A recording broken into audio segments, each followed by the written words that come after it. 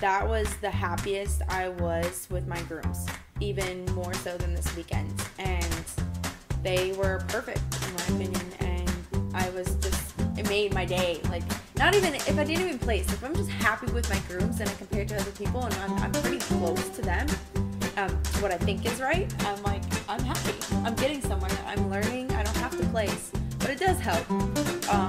But just seeing your lines and comparing to what you've done in the past, and you're like, wow, I've come so far. Our next guest has been grooming since she was 15, but did not start getting into competitive grooming until a couple years ago. And this past weekend, she won first place in intermediate freestyle. She's a mom. She owns her own shop. She's beautiful, and she happens to be my wife. So without further ado, I bring you Jazair Alvarez. Hey everybody, this is Ryan Alvarez with Grooming Unleashed, and this is episode 6. I am here with a beautiful and very talented, and I can say that because it is my wife, Jazair Alvarez. Jazair, welcome to the show. Hey everyone. So I brought Jazair onto the show for, well, she's going to be coming onto the show for many reasons, because she owns her own shop and she's worked for corporate, she's worked for a mom and pop shop. So there's going to be a lot of facets that I can have her on the show for. However, one of the things I was going to have her on the show for kind of got sped up a little bit because Jazair won first place at Fun in the Sun for intermediate freestyle. Mm-hmm. So go ahead and introduce people a little bit about who you are. And well, let's see. My mom has been a poodle breeder for the last 12 years, and my sister is a groomer, my aunt was a groomer, and my mom grooms as well. So I kind of got thrown into the grooming world by my family. I started when I was 15, so about 12 years ago is when I started in a little shop on the weekends during school, and then school was out, and I started full-time when I was 18. So pretty much got thrown into it, and I love it. I didn't like it at first. I said I will never have a job in grooming because I hated grooming my standard poodle, and look at me now. I love it now. It just took me a little while. Yeah, now, and we'll get to the competitive thing really shortly, but tell everybody how old you are. I'm 27. And so you've been grooming since you were 15? Mm-hmm. Officially? Officially, yeah. Yep. Because you were Part-time. grooming with your mom when you were like 12 and stuff like that. I was grooming poodles when I, Right. was 12 when I got my first standard How poodle. is your body treating you right now? Ooh, well, I was good for a while, but I now go to the chiropractor. I go and get massages, having neck issues, wrist issues, back problems. So I definitely suggest going and getting your body taken care of before it gets too late, because I did not take care of my body until recently when I was in a lot of pain, and it has paid off definitely, because our body's very important in this industry. Yeah, I mean, Jazair's always kind of like worried about her wrist, probably the last couple of years for sure. Mm-hmm. I mean, I can imagine you being 18 years old and lifting up a heavy dog, yeah, go for it. Mom and pop shop. Yep. But it's also, and we talked about this when we first started the business with Loyalty Pet Products, but it's sometimes when you first get into grooming, you really don't know how to hold the scissors the correct way, and you're holding the dog the wrong way. And twisting. Yeah, so I mean, do you feel like you've learned that over time, or did somebody stop you and say, sorry, that's not the right way, and then you had to make an adjustment that way, or what? So I am better by watching other people and I'm not the person to ask questions. I watch and I learn. So I watch videos, I watch people groom in competition, and I just watch how they hold their hands. I watch how steady they are with their hands when they're scissoring, and I basically just learn by seeing more than anything. So okay. I didn't have a lot of people teach me. Was there one video that you saw that you were like, aha, I get it now? Like one that comes to mind right off the top of your head? About scissoring? It's been a long time since I watched one. It's been years. No. You know, actually, I did learn a lot from Jody Murphy's video when I had a show poodle. Which one specifically? Because she It has was like 3,000 it was videos. the one where she did the Continental on the poodle. It was a miniature poodle, and I had a miniature poodle at the time, and I was 15, and I was gonna show in junior showmanship for confirmation, and my mom got me this $100 video, and I'm like, oh, this is awesome! I can do this, and I learned a lot from her, honestly, and that was the first Continental I ever did when I was 15. Awesome. So, yeah, my mom helped me out. Is that what you did Ellie in this past weekend? Ellie was in a German. German. Okay. My first weekend was a Continental. Or my first grooming competition was a Continental, which was a disaster. But I will learn timing. Timing is important. Yeah, I'm going to learn over time also, like types of cuts and breeds and stuff. I still will say, oh, look, it's a Boston Terrier. She's like, no, it's not. A Frenchie. So, all right, so let's get into why we have people here today, which is the competitive grooming and how you got into it. So, take us back 6 years ago, it was actually 7 years ago now, when we met, and you took me to Fun in the Sun, and I mentioned something to you, I think the year after, 2013. Yep. Because you were just so glued to people on stage and watching them. Do you remember what I told you back then, 6 years ago? That you can see me out there. Yeah. I don't remember the exact words. I remember I said I could picture you up there, and then I said I will pay for your entry fees because you need to get out there. So then, when did you decide to do it? Like what year and why? Well, so I got into show grooming 5 years ago. My mom, like I said, has been breeding for many years, and she wanted to start showing. Our friend Teresa opened up my mom to showing, and my mom's like, you're the one to going in the ring, you're the one gonna do these haircuts because you're the groomer. My mom grooms too, but she wanted me out there to help show her dogs, and that basically opened up a lot of different things for me because I was just a pet groomer doing pet trims, didn't really care to get into anything more.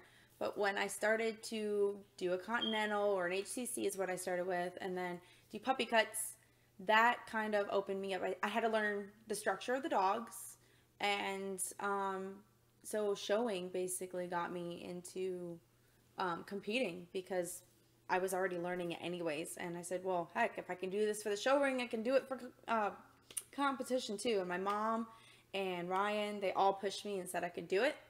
And so I've always had that supportive team, and it's helped me get into the ring and where I am now. I definitely appreciate them being there for me every time, and you know. So Fun in the Sun 2017, that was the first competition that you entered. And before we get into like your nerves and everything like that, what do you like? Did you think that you would win first place 2 years later? Let's put it that way. I didn't. No, I struggled so much. Like I said earlier, I walked in there with Ellie, 6 weeks of growth, and everyone else, it seemed like it was a lot less. And I walked in there probably with the hairiest dog in a Continental spray up because I was showing her. And 2 hours and 15 minutes for her. And I was dying to finish that groom. I didn't take enough hair off. The spray up was terrible. My dog was really good, but I didn't get to have the finish I would like. So it'll be a couple years before I get back in there with the Continental. Well, I don't know if you noticed, but before we went on live, I think like 6 hours ago, You posted. I posted the memory that came up on did. Facebook of you first doing your competition in 2017. Yeah. And it was just kind of like surreal. It was like, wow, it was like today. Today was the day, like 2 years ago. So let's go to the night before. The night before you compete. My first competition? Your very first competition. So what like as far as scheduling a bath, what tools you wanted to bring up there, what to wear, if you were thinking about the timing, if you just wanted to if you just had a certain goal, take us through the night before you competed. So the night before, I was flustered because I was thinking, oh my gosh, if I bathe Ellie, I got a bathing time at like in the afternoon. And I was thinking to myself, everyone's there like 3 in the morning, 5 in the morning, and there was no slots by the time I got there for that early. And so I was kind of freaking out because I thought Ellie would be really curly the next day if I brought her in and we gave her a bath 3 o'clock in the afternoon. So I was kind of really freaking out about that, but it worked out really well. She's got nice hair. So I gave her the bath, and then I woke up at like 4:30 in the morning and fluffed her at our house because we rent a house every year. And I fluffed her out with my little hand dryer, and I still do that to this day, and my brush, and I showed up, and she was still curly because as soon as we walked outside, No, the humidity. the humidity got to her in Florida. And so she had quite a bit of waves in her, but so I brushed her out before. My nerves were insane. I'm a big coffee drinker, and I didn't get coffee because that would put me over the edge, and I probably would have been up there shaking, like, because caffeine gets to me pretty quickly. And yeah, so I was so nervous. You ever get nervous where you are hot, but you're cold at the same time, and you're like sweating and like, I think that's the flu. it's like clammy. I don't even know, but I always get that way, and I'm over it now, but it was just so nerve-wracking. And I think I was pregnant. So let's see, 2017, you would have been... No. No? No, you were pregnant the year before. The year before. I think this was 2016 then. 17, 18, I think. It's been 3 years? No, 2017 is when you entered, unless you posted It was 3 years ago. It was 3 years ago because it's my third time competing. Because last year I competed with Vision. Your second time. No, it's my third time. I competed with Vision the last time. And the time before that was Ellie. So 3 years ago. I was pregnant. Yes, I was. Because I remember that picture that somebody took of me. We have kids? So I was pregnant by, I think, like 5 months. 6 months? Something like that. I was just showing. Okay. So, yeah. There was that too.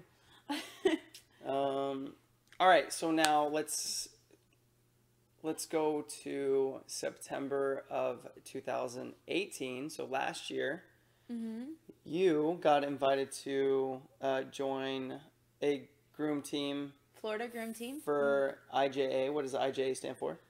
International Judges Association. Okay, and so that is like that's different than National Dog Groomers Association of America. Yep, or the Barkley. Contest and stuff. Yeah. So now you decided that you were going to go and you joined this team for Florida. You had to raise your own money. Mm-hmm, yeah. And so you went to Pittsburgh in your own, like on your own. On my own, with my 2 dogs. With your 2 dogs, and you stayed with girls that you really had never... Yeah, I think you met them for lunch. Once. Yep, right, met them lunch. For lunch. How'd you do at that show? I did really good. That was kind of eye-opening because they gave you, I think, like 15 minutes extra on each dog, and that made such a huge difference for me. It was my first time competing in Asian Fusion with my girl Safari. Her face wasn't even growing out all the way. Her legs weren't growing out. She was completely dyed. And we did really well. I think there was like over 20 competitors, and we got 3rd place. And as a team, and then how did you do? No, as me alone, okay. As an individual. I got 3rd place, and I was really, really happy. Like, it was my first time with this cut, and it was amazing. And then the following day, I competed in poodle class with spray ups. And we got 2nd place with Tesla, which I did not think I would place because Tesla is a red girl with a very curly, thin coat and very hard to scissor. Very, very hard to scissor. So we got 2nd place, and that was awesome. I was not expecting it. And so you feel like those 2 accolades with IGA kind of springboarded you to your confident level? Yep. And I placed, and I'm like, oh, I can do this. I can do this on time. My grooms I was really happy with them, the outline. And that basically said, you can do this. You need to go to more shows because you're only going to get better, and you need to push yourself. And that's kind of what pushed me. I'm trying to get into every show I can if I get deadlines made because I'm terrible with that. Yeah, so it's really hard. I know Giselle really wanted to compete in Hershey, and it sold out within like 2 minutes. 2 minutes. Because I called or tried to get in like 5 minutes after, and everything was out. Yeah, so for those of you guys that are looking to try to compete for the first time, don't wait and think about it. You really need to find out like when things open up. Yes. And so should I mention the No, because Okay. then I won't get in if you tell them the date. All right. So, anyways, there's a show coming out. Just be on alert that you need to look for it and sign up. Yep. And then there is one coming up in January. That's a smaller show that might still have some availability, and that's Palmetto Pet Expo. Palmetto Pet. Palmetto Groom. Palmetto It's Groom. PalmettoGroom.com. Okay, so check that out. That's actually at Hilton Head, South Carolina, and we're going to be gorgeous. Loyalty Pet Products is going to be sponsoring that as well. Yeah. Really beautiful resort area, and then it's not that expensive, and they allow pets. It's like $120 a night, so like a little bit more expensive than a La Quinta, but you're on like Hilton Head Island. It's gorgeous. I mean, pictures. We haven't been there, but the pictures are amazing. Yeah, Like, I'm so really excited. check that out. If you guys want like a smaller show to start at, that would probably be a perfect Yes. one. And Philip Schaefmeyer is helping put that one on, as well as Kathy Musto, I believe. I'm sorry if I messed up your name. But those two are definitely the ones that I've been in contact with as far as sponsoring goes and being a vendor. And they would be more than willing to help you out if you have any questions. But smaller shows, in my opinion, would probably be the best way to go. Definitely. Yep. Just unless you like the spotlight, if you really like the spotlight and you tend to do better under pressure, then by all means, Hershey's probably the one, like the one to start out at. So, all right. So now you placed in Pittsburgh in September of 2018, and then let's zoom to Louisiana in 2019, which would have been in May. How'd you do with the IJA competition there? I went with Safari again, and we got first place. That was the happiest I've been with a groom ever. Both of my grooms were like perfect. Perfect in my opinion. I was so happy, and so we got first place with Safari and Freestyle, and then first place with my mom's dog that I co-own, Kitty. She's a Brindle, a standard poodle, and we did a German cut on her, and I was really happy with both of my grooms. So we got first place. Good. That too. And then, so once you got first place, after you got the second and third place, are you like, okay, I not that you like, I got this, I'm like the best, but like, did you definitely feel like, okay, I know how these things work. I know a little bit more about what the judges are looking for, and your confidence at this point is just kind of like, all right, just keep it rolling and sign me up for more things? Yeah, no, I definitely agree. It did help build my confidence up.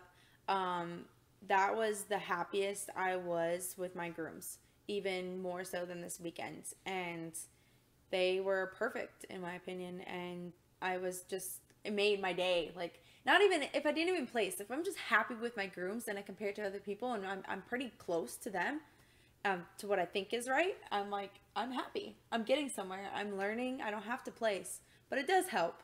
But just seeing your lines and comparing to what you've done in the past, and you're like, wow, I've come so far. Like, it makes a huge difference. What is a critique a judge has given you that you were like, this is spot on, like, I get it now because they said something to me, and like, yeah, I see that now because they pointed it out? Do you remember the judge, or do you remember exactly what they said, or both? So honestly, the first critique I've ever got was this weekend. I'm usually kind of a I gotta go kind of person. This weekend I did Ellie in a German, and I wasn't happy with her legs, and she's got really thin coat. So I knew it wasn't like perfect. And that's kind of what the judge said too. She said you need to build up the coat with some shampoos and some protein, and so I'm gonna work on that. But she was right on, because that's what I looked at my dog and I'm like, my legs kind of suck. Like, they did. And even my husband said it after.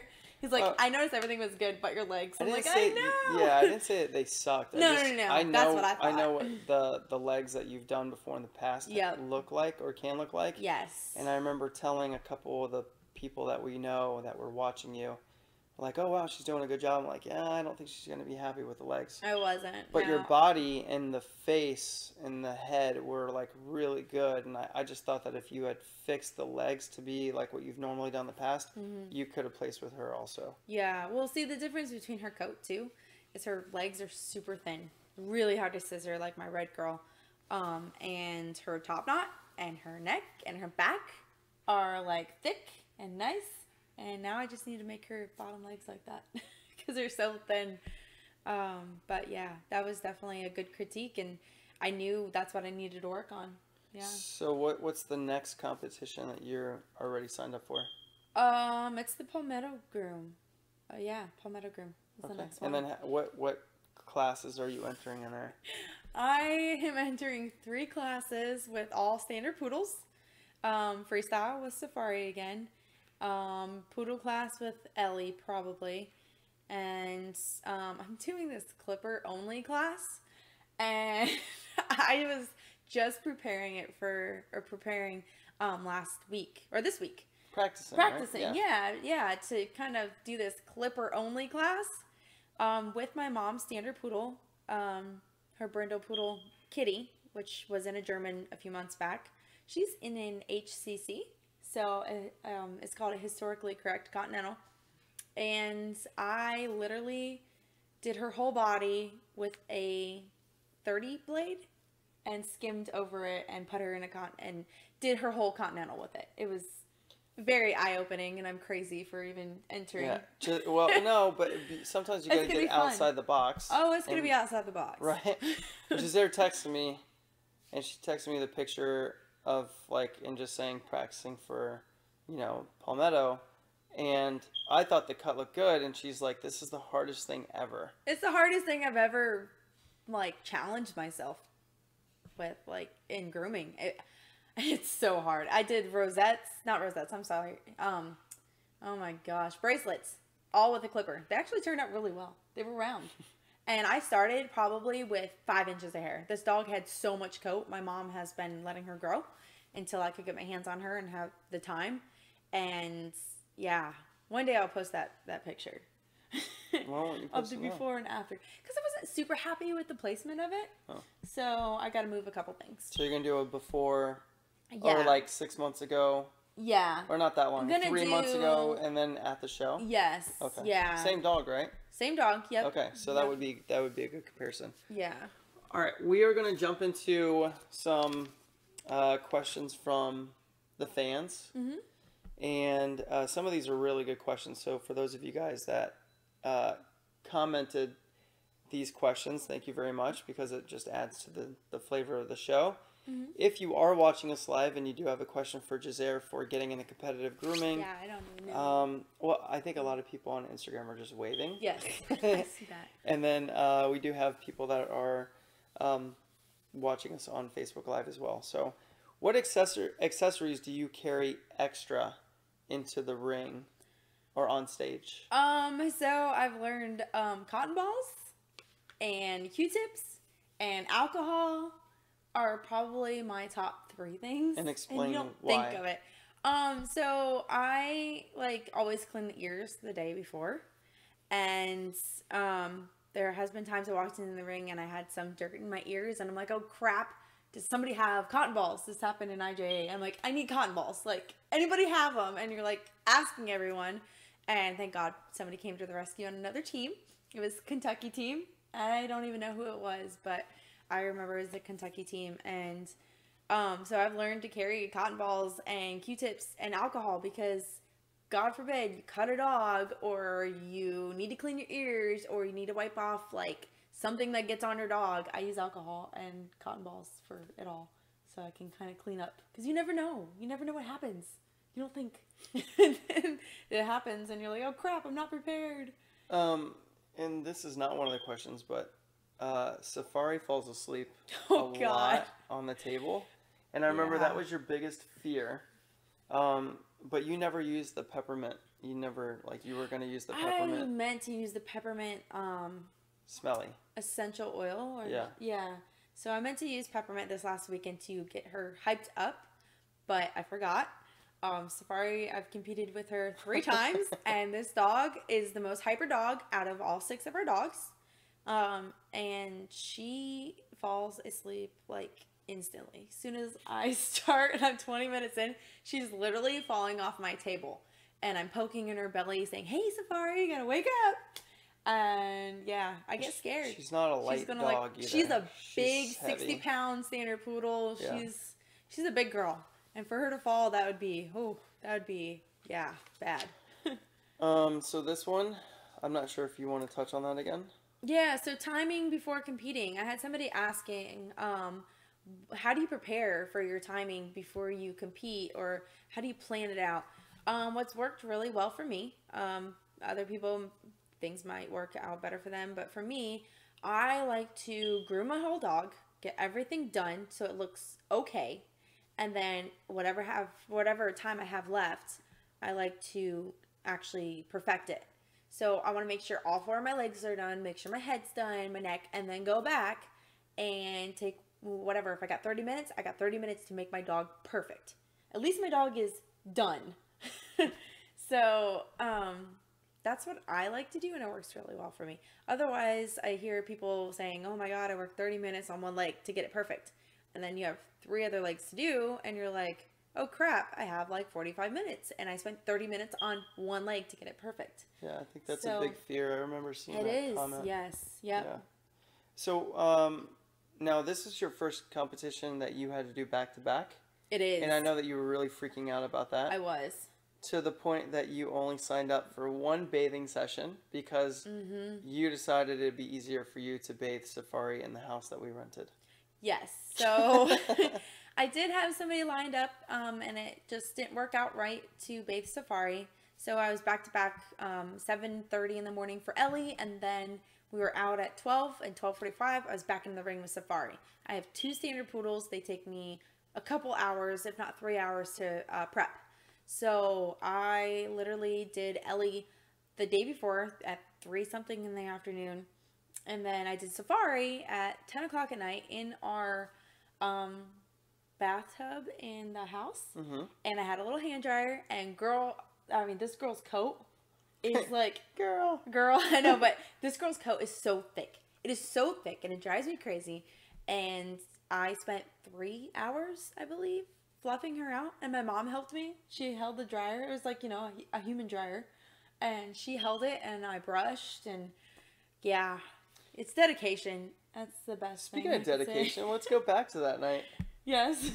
Yes. So Jazair wanted to be a little bit of pulling from the book The Secret. She wanted to be a little bit optimistic, finally, in terms of like planning ahead. Yeah. And she's like, well, maybe I should get a dress in case I win first place because you're supposed to dress nicely for, if you win, they take a nice picture of you.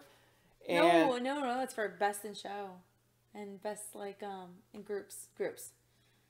Well, either way, you're supposed to dress up. Yes, you should dress up if you win. Yeah. So Jazair was like, I need to buy a dress in case I win. And let me just say, I usually bring one and high heels, but I forgot this time. I don't know what got into me. I was, in the back of my head, I was like, all right, that's good that she's really thinking this way. That means that she has the confidence to at least think that she can win. So it's like 10 o'clock at night. No, it was like 9:30. Mm-hmm. And I've been fighting this sickness for, 3 weeks. And so I'm feeling like crap. I'm tired. And we were thinking about having company over for pizza and drinks and stuff like that. And then Jazair's bathing the dog in the bathtub. And I decide to do what, honey? What do I pick up at the store for you? You decide to go to Ross and pick me up a beautiful dress. Or two dresses to make sure that they fit and they look good and is my style. He sent me pictures. He tried to do like a live video and it wasn't working. Yeah. So, and then he asked some ladies, I guess, or a lady in the I saw a mom that had 3 daughters, and I was like, okay, if I don't ask, I'm gonna make a mistake. But if I do ask, they're gonna think I'm insane. But I'm at least gonna get a good dress. Yeah. And I believe they were from like Jamaica or definitely not from the United States. And she was so friendly. And so I showed her the sizes that Jazair was, and I was like, okay, I think she'll like this one. And then she pointed to a dress. I'm like, no, she definitely will not like that one. And then so we agreed on it. We pulled one out. We both said, oh, that's pretty. And then so I definitely got that one, and then I got you a backup. Mm-hmm. I got you something else that night, but that was something that another guy tends to have to go into the store for his girlfriend or wife every once in a while when she needs it. You're so funny. And that was so that was a twofer. I mean, that was like I had to go into Publix to grab something, husband. Yes, and then I had to go into Ross and get a dress. Yep. And so for at least one night, I was husband of the year. Husband of the year. I agree. For a night. per night. If that Well, makes thank sense. God he got that dress because I wore it for first place for group. And I didn't have high heels. I had some like flat shoes that were brown and my dress was like blue, so nobody judged, but it's better than, Skechers. So, yeah. I was gonna say something and I just kind of lost my train of thought, but it'll come back to me. It'll come back to me. So how do you start competing? So let's say you're a really good, or even you think you're ready for competing. How do you go about even starting? Like where do you look online? Who do you talk to? How do you sign up for these entries? All this other stuff, kind of in a nutshell. I would definitely start out by going to shows, going to trade shows, talking to people, asking questions, going to seminars. There's so many things that are done at trade shows and you can benefit from. Just watching the competitors, learning. You really got to get in with the competitors or even dog show people if you don't have your own dog, because a lot of customers, it's really hard to have or use their dogs to travel with. So you really have to do your research, talking to people, saying, hey, I'd like to get into, say, poodles. Do you know anybody? That's the biggest thing I say is trade shows. It's open doors waiting for people to learn. That's Yeah. why they're put on. So, And I talked about this in episode 3.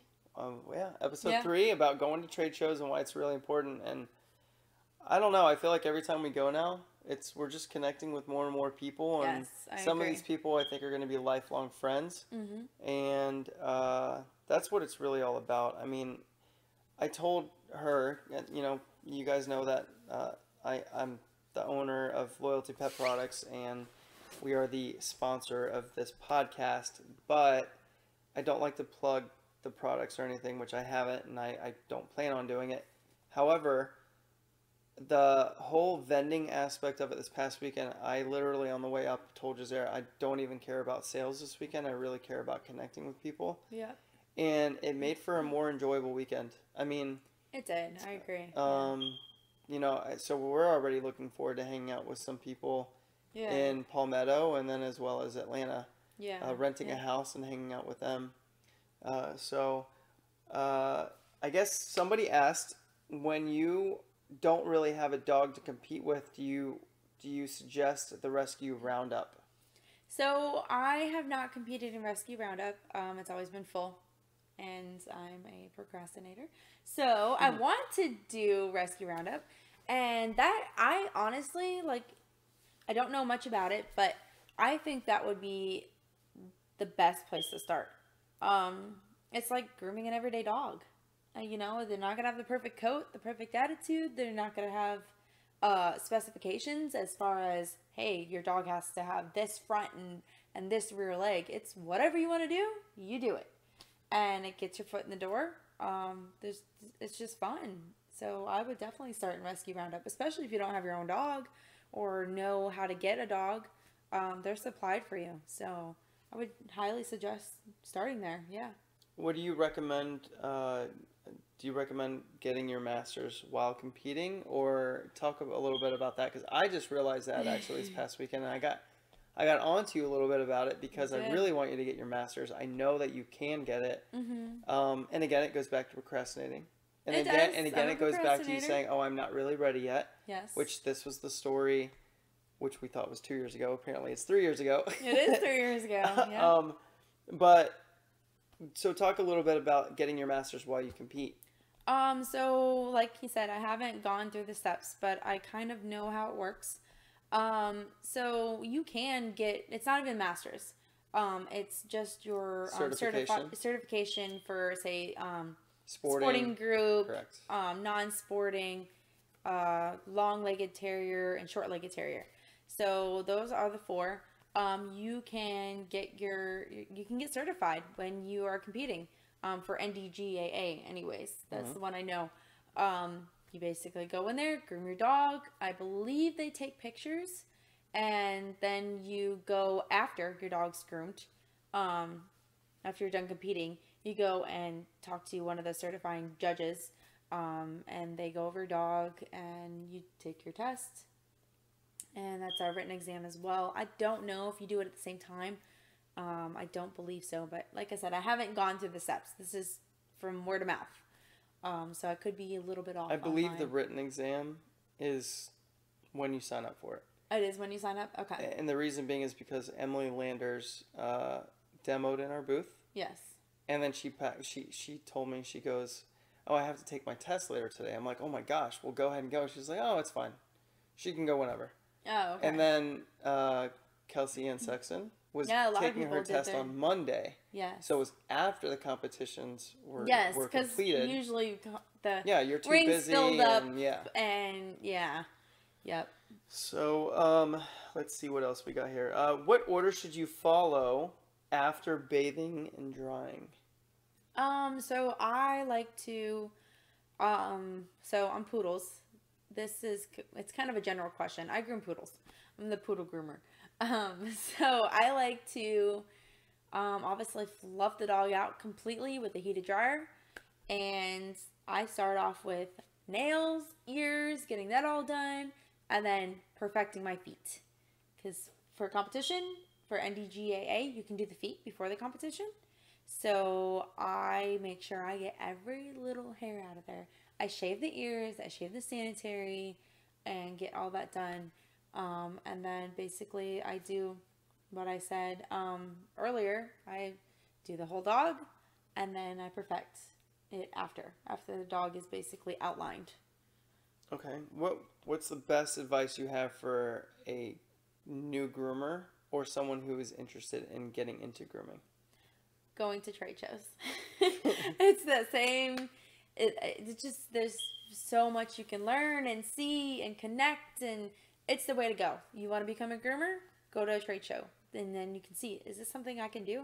I mean, yeah, it might be a little bit different than the everyday salon, but it does help and open your eyes to something that you might be able to see yourself doing and learning, and yeah, trade shows are the top place to go. I'll save that one for we got two more questions that were submitted to us. How do you go about finding a mentor while grooming and like working full time? So that's definitely something that is hard. With being a mom, it's really hard to go away from your kids, and we'll get into that next. Yes, well, yeah, so grooming a full day, I work from 8 to 3 because I got to pick up kids after. So 8 to 3, and then having time to just go and learn from somebody else is really hard. But it's all about dedication. If this is something you really want to do, you will find that time on the weekend where you have a couple hours in the evening after work or on a Sunday when you're supposed to spend time with your family. You take those couple hours and learn. I mean, it's not going to be forever. Once you learn it, it's done. You learn something that can last with you forever. So it's taking that time out of your week to learn, because you need to have that dedication if it's what you want. I wouldn't say that you've had role models, but I don't know if I have never had a mentor. I have You've not. never had someone that's really taken you under their wing and been like, hey, Giselle, let me show you how to do it. No, I don't think anyone's really done that before. No. And if so, it was probably for like 15, 20 minutes as opposed to 15, 20 weeks. Yes, where they were really guiding you, like either over the phone, over Skype, over... Yeah. And so if someone were to do that right now at your stage, what is the one thing that you really want to learn how to do? And I know the answer, but they don't. You do? I believe it's hand stripping. Hand stripping, yeah. Yeah. It's definitely hand stripping. I only groom poodles and only know poodles, and poodles are my life. I want to learn other breeds, and I don't have that opportunity just yet or time. Which means we are getting another dog soon. Another dog. Just kidding. Fantastic. No, we got a couple years. So that's definitely hand stripping and sporting. I love it, and I keep looking at breeds to own. But yeah. And then I guess number 2 would be Bichons. Oh, Bichons. So I have show Bichons that I can learn on. I have a really nice customer that allows me to work on her show Bichons, and I've learned a lot from them actually. So I'm very visual. I'm gonna name drop real quick because we have made these connections in the industry, and you have Gabriel Fitosa and Allison Brooks, who are like Bichon, like people. amazing groomers with that breed. And then now we have been fortunate enough. We had a Groom of the Week contest. Yep. And the winner happened to be going to the Fun in the Sun competition. And for one reason or another, they actually had time to demo in our booth. We made a connection with her. And she wants to learn how to do poodles. And you want to learn how to do hand stripping. Yep. So you talk about the importance of trade shows and making connections. There's perfect examples right there. I didn't know Gabriel through Instagram. I knew Gabriel because I saw him at these trade shows and I saw him at the Global Pet Expo. When I saw him at the Global Pet Expo and I said hi to him and we hugged, that's my type of person. I'm a hugger. So like for him to hug me because he remembers seeing me at a trade show, I really made that instant connection with him.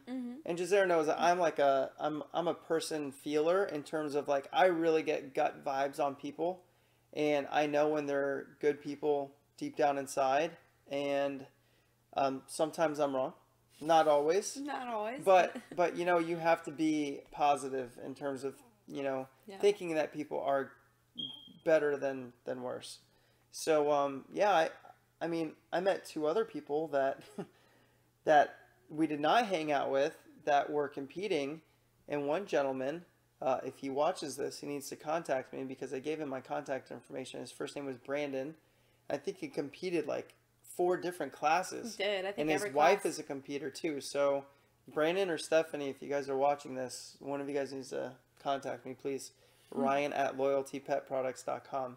All right, so the last question that was submitted to us, we both thought was a really, really good question because you're definitely rising as far as a groomer goes, but, real life sets in when the competition's done and you get home and we unpack because we have kids. The worst. We have Riker and Kinley, and Kinley's about to turn 2 in the next 6 months, and then Riker's going to turn 4 here in the next 3 months, which is crazy. Yep, that is so crazy. How do you juggle being a competitive groomer, and I'm even going to throw in this too, a shop owner and a full-time mom and wife? And I show dogs and breed. Oh, and let's talk about that too. So Princeton Poodles, you are also part of, which is purebred standard poodles that you breed. Yep. That I kind of, exactly, and Colleen Martin.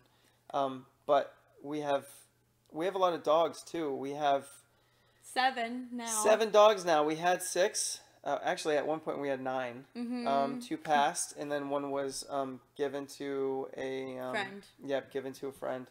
Not that she was bad. She was just retired, and that was an elderly lady, and she needed some company. She did, yeah. So, but we had 6, and Ellie is such a great dog that her and I agreed that the next best thing to cloning would be to just keep one of her puppies, which we did, and that puppy is the most hyper thing on the planet. She's a puppy. But she, as far as the show quality, she's gonna be very nice in the show. Yeah, she runs and prances already. So, go ahead. How do you juggle all those things and not go crazy? So fortunately, I'm a very hyper person that doesn't sit down for a second. It has helped a lot, and I love coffee a lot. So, okay, all honesty, I love what I do. And yes, I take away time with the kids, but we spend a lot of time together. We probably leave, once a month we leave for a weekend. It's pretty consistently once every month. For trade shows and stuff? Yeah. It should be more, but, I'm still a full-time teacher and you own the shop, so it's hard to close the shop down. So, yeah, we travel once a month, and we have a very awesome, my mother-in-law, Janet. My mom. Your mom. She is always there to watch the kiddos. And so she watches them for a whole week sometimes when we go to like Pennsylvania, and they always get sick. They always get sick. Every time we leave, they get sick. But she watches them, and thank God she does. And that gives us the opportunity to go. And I'm definitely taking advantage of that now, because when they're in school officially, it's going to be a lot harder. So yeah, it's a lot. running the shop, I have a couple litters a year. So I have to raise the puppies and, yeah, it's a lot. And then I go to dog shows. I go to dog shows every couple months. But I'm going to start getting into a lot more dog shows with my puppy that I kept from Ellie. So we're going to be doing a lot of traveling here soon. Do you see yourself as a dog handler? I do not see myself as a dog handler. I love to travel, but not that much. That's No. every single week and you're gone at a dog show. Yeah, no thanks. And people are depending on you. I'm good. If I don't win, I'm fine with my own dogs. So I could never be a handler. The dog shows I like to go to also. It's just there's also times where Riker just started playing soccer, and so there's certain things that I might not be able to go for the whole weekend or. Yeah. But we, this is my best friend, so that's why I married her. And she just happens to be beautiful, but all the things that you guys know about Giselle, there's so much more that she does behind the scenes, as I'm sure a lot of you moms do, and dads. And I kudos to you guys. You groomers really you bust your tail. And I try to tell you that as much as possible. And I know it might sound like a sales pitch, but I see it firsthand. I know that you guys have a shelf life with your body and your wrists and everything. And you guys don't, it's kind of like me. I'm a teacher. We just don't get appreciated as much as we should because you're not just a groomer. You're a caretaker. You're someone who really loves someone else's dog and you really care for them. And so you have this bond with them, and that's how I am with teaching. I'm not just a teacher. I'm a psychologist. There's so many things. I'm a coach. There's so many things wrapped into one title, but you're so much more. So, and yesterday was International Pet Groomers Appreciation Day, which was the first one ever, and. So, yeah, I'm glad that was acknowledged and created because it's definitely overdue. Yes, yeah, I agree. If you guys that are watching us live right now, if you have any questions you want to ask Giselle, we'll kind of have one more minute for you to submit any questions that you might have for her. Let's see. In the meantime, Giselle, is there anything that you want to... Can vend at dog shows too. What? Is there anything that you want to... tell the public that might be interested in grooming? Or I guess I can ask you, what's your favorite grooming trade show that you've been to? Oh, it's definitely got to be Hershey. I love Hershey. Why is that? Everybody's there and it's like I can get everything. It's beautiful. The place is gorgeous to walk in and just buy tons of stuff. And then you see everybody goes to Hershey. Like everyone's there. It's the best. So if you ever have the opportunity to go to Hershey, definitely go. That would be the one I would go to. Okay, so Joshua Johnson just asked a question. Hey Josh, what are your favorite tools to use when you are prepping? Chris Christensen. Well, be more specific. Okay, Coral Brush, Chris Christensen. I love their shampoo as well. I use Spectrum 1 on my poodles. And then I also use Protein Builder, or Substance Builder, I think is the name of it, to fluff up the coat. And I have this amazing Resco comb that is not made anymore, unfortunately. And it's the best comb ever. But I can't recommend it because it's not made anymore. But, and then I like Secret Weapon Finishing Spray. It's amazing. It demats, it conditions, you don't even feel it when you're scissoring. It's awesome for a scissoring spray. It's really good stuff. Really expensive, but it's awesome. And Whitman sells it, is who I get it from. Whitman's, yep. They're the only people that carry a Secret Weapon. It's really, really good stuff. Okay. What do you think about your grooming apparel when you are in the ring? Well, this weekend, I wore the amazing Loyalty Pet Product Pants. Oh, wow. Wow. I did not say that. Yeah. So, no, they actually are pretty freaking awesome. They are awesome. Yeah, they're very comfortable. They're leggings, and I wear leggings every day, like as a groomer. I don't wear them outside, but as a groomer, that's what I wear is leggings and our smocks, and they look professional and they're amazing, and I love our stuff. And the first weekend that you wore them, you won first place. How about that? Yeah, let me tell you. Yep. Well, you looked amazing doing it. So I think we're going to wrap this up. So thank you guys that submitted all your questions and watched us live while doing this. This is wasn't that bad to set up. No. So thank you very much. As long as it's late. Yeah, see, it's like 10:30 at night right now. Yeah. So, Yeah. And it's a Saturday too. I mean, all these people stayed in They to did. watch us. That's because most people have off Sundays. Yes, that's We had true. a long day And working Mondays, Saturday. most. Yep, Mondays too. Yep. So out for well. if you guys want to, you guys that are listening to this, obviously this is going to be on the podcast. You guys that are watching live, this is going to be on the podcast number 6, and that's going to come out on Monday, first thing in the morning. So check that out. We appreciate you guys and your support. Jazair, what is the next? I always like to ask this question at the end. Where can people find you so that they can talk to you and get tips from you or ask you questions? My Instagram is at the Loyal Groomer. That is my Instagram, and then my regular page, which has turned into mostly groomers, is Jazair Alvarez. You guys can always contact me on there and ask me questions, ask me anything. I'm open to answering. Yeah. Yeah, and if you tag her on the Loyalty Pet Products Facebook page also, she'll pop up. Yes, And yeah. so she'll get those messages as well. Mm-hmm. And then I guess the very last question I would like to ask you is, what is your next goal? Well, I want to make it to the open ring, but I'm really scared. I Because that is like going to the Sharks. got Like, a- oh my God, I got it's a been so good. funny story. I don't know if you noticed this, Yes. but somebody who won, Yes, my class, my group, yeah. intermediate. Oh, so She's going to open. oh, okay, yeah. It's the scariest, most exciting moment in your life. But somebody in the, I think, when they announced, I guess the people that were in beginner, is that what it's called? Entry. Entry. Yeah. So someone that was in entry, they got enough points to go to intermediate, and I guess they got I didn't hear that. got all their points this weekend. Yeah. And she goes, "Oh shit," and she said it loud because she didn't feel like she's it was ready. my class, I think.